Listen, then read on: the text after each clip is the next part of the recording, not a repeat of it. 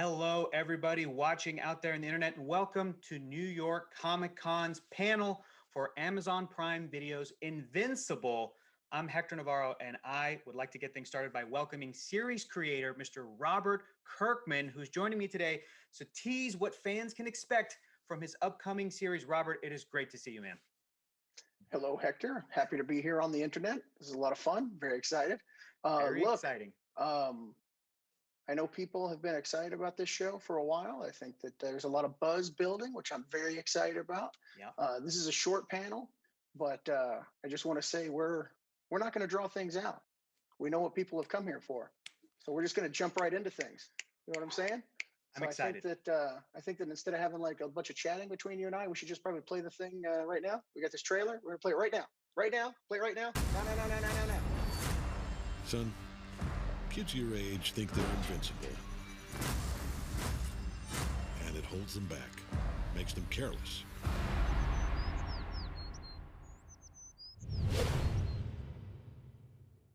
You hear it? I do. Were you nervous? A little.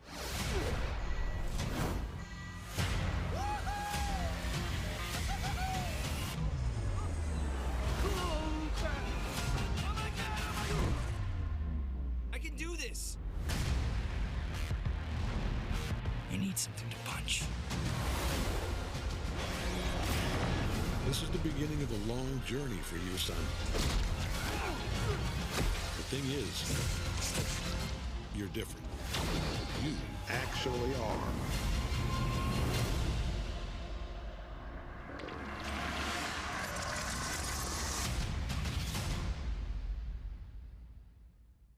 All right.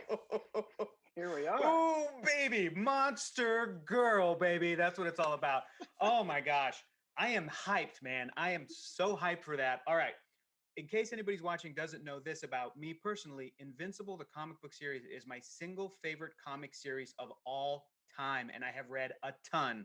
Robert, I'm so stoked that we're finally getting an adaptation of this story. First question, how closely is this animated series going to follow the comic book storyline? Very closely. Myself and head writer Simon Rasiopa have been, working very closely to make sure that this has the same like flavor, all the big events, like everything that you would want from from Invincible. So if you've been reading the comic book series, like you're gonna get everything that you've been expecting and wanting. But we're changing some characters, we're expanding some roles, we're putting a little bit of spice in there to keep you guys guessing, even if you are like really familiar with the comics. And so we're going to be doing a lot of different things, but all the stuff that you want to be there will be there. You're not going to be going, wait a minute, when they get into this stuff, like it's all there. Yeah, it's going to be great. Oh my gosh, that is so good to hear. And it really does look like, I mean, that baseball reveal, how great was that? How great, it was so good. It was so good. We're talking early issues of Invincible, y'all. Then it gets nuts. Okay, next question. And they speaking play about catch back to back around the circumference of the earth. Like, it's the best. It is the best. But speaking about this comic book series getting nuts, I have to bring this up. It's also one of the most violent things I've ever read, Invincible. It is gnarls bark. It's so violent. And so, Sure. question to you, Robert, it looked like the trailer was not shying away from that. We saw some blood, we saw some maybe head Yeah. squishes. Maybe a little eye popping out. A little bit. Little bit of that. You're not holding back. Is it fair to say that you guys are not holding back on the violence, and why is it important to maintain that tone for Invincible? Yeah, I think that we're definitely not holding back on the violence at all. If anything, the violence is a little bit more intense, a little bit. It's moving. It is at times a little bit more gruesome, which is cool. It's a very important element to the story. I think that it's kind of the secret sauce of Invincible.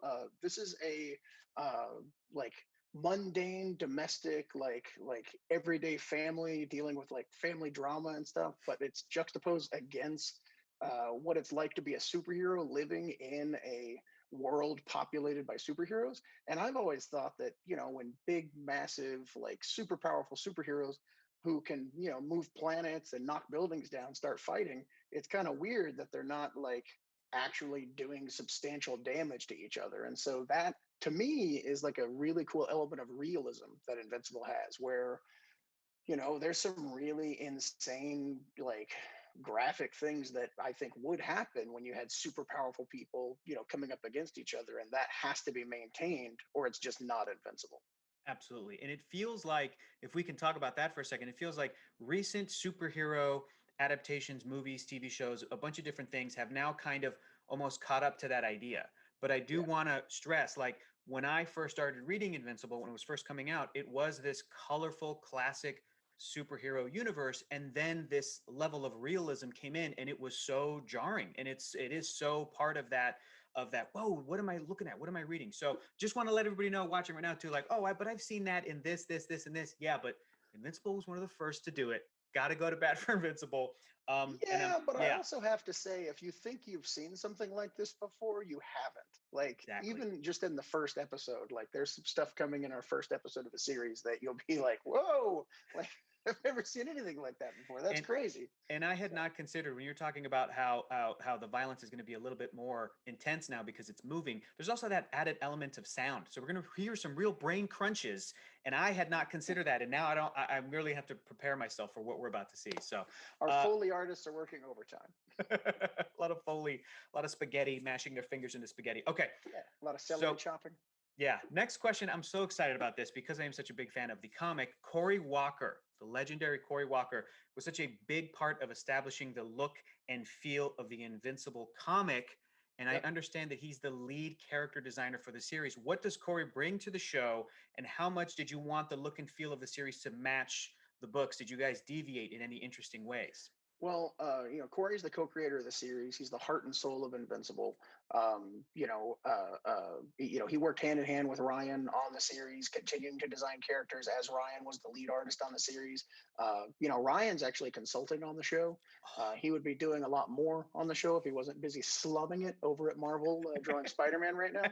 But it's Cory, terrible. Yeah. Cory is the best character designer in comics. Anyone who knows anything about character design agrees with this.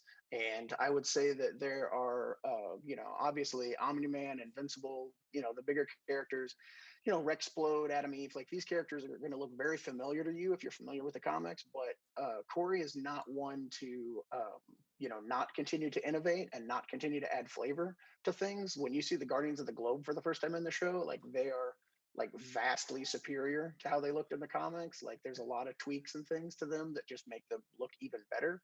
And he's just gone over the entire universe and just kind of plussed it up, like, made things a little bit more streamlined, a little bit more modern looking, a little bit cool, but they all have the exact same flavor as the comic book series. So he's definitely been the MVP of this series. I love that. Listen, Cory Walker, Ryan Otley are two artists who I have loved since I have discovered their work on Invincible. And both of these guys as artists have gotten better each year. They're like at the top of their game today. So I cannot wait to see what Cory has done to kind of plus some of these designs. That's going to be very exciting. All right. We got to mention this because this is huge. The cast that you have on this show, Robert, the cast is insane. It is so good. You have got, as well as an insane cast, reunions with some of your former Walking Dead friends. We've got Steven Yeun, who is perfect as Mark Grayson / Invincible. Tell us about this cast and why it's just as important to have such great actors in animation as it is for live action. I mean, we've got a absolutely crazy, like, the sports term is like deep bench. I don't know, like it, but I mean, between Sandra Oh and J.K. Simmons, we've got Walton Goggins, we've got Seth Rogen. Like, I'm just not gonna. I'll start saying names that haven't been announced yet, so I have to be careful. But Andrew Reynolds, like, just an amazing group of people. Gillian Jacobs, Zazie Beetz, like, just it's Mark awesome. Effing Hamill, come on. Mark Hamill, yes. I'm so excited. But this is a character drama. This is a very intense character drama. And so these actors are really bringing their A game. And even though it is animation, which, I think that we all, are animation fans. And so we know that animation has some of the best acting, bar none. And so, you really have to sell, what's going on in this drama, because while we have talked about the violence, it's never violence for violence sake. And the fact that you fall in love with these characters and you become invested in their story makes that violence have the impact that it has. It's a little bit like Walking Dead in that respect, even though it's superheroes instead of zombies. So you guys kind of see that I'm in a rut, and I just basically do the same thing over and over again. So it's kind of like that. Let's go to the next question. Okay. Well, I want to ask one just for myself, and maybe I'm getting ahead of myself, Robert. I get that. But I would be remiss if I didn't ask, are we going to see Battle Beast? I got a Battle Beast shirt on, baby. And if you can't reveal, I understand. I get that. But you can just go ahead and give me a secret signal that we're getting some kind of a Battle Beast sooner than later. I don't know. What I can. We're definitely I've totally getting put you Battle on the spot, and you cannot say anything yet. 100% definitely getting Battle Beast. We should have talked about this beforehand, but I'll break protocol. Who knows, man? Who knows? But yeah, he's 100% in the show. I can't. Can't say Michael anymore. Dorn is doing his voice. What? Are you serious? There's a scoop for this panel. I love Michael Dorn. He was absolutely amazing doing the voice. It's Oh.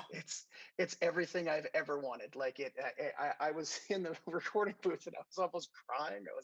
I cried a lot in the recording booth, but it was a moving moment. So it's definitely like a just crazy dream come true. Look, even if you're messing with me, Robert, I'll take it because the elation I feel right now. I am not messing with you. I promise. I know I do that from time to time. I'm not.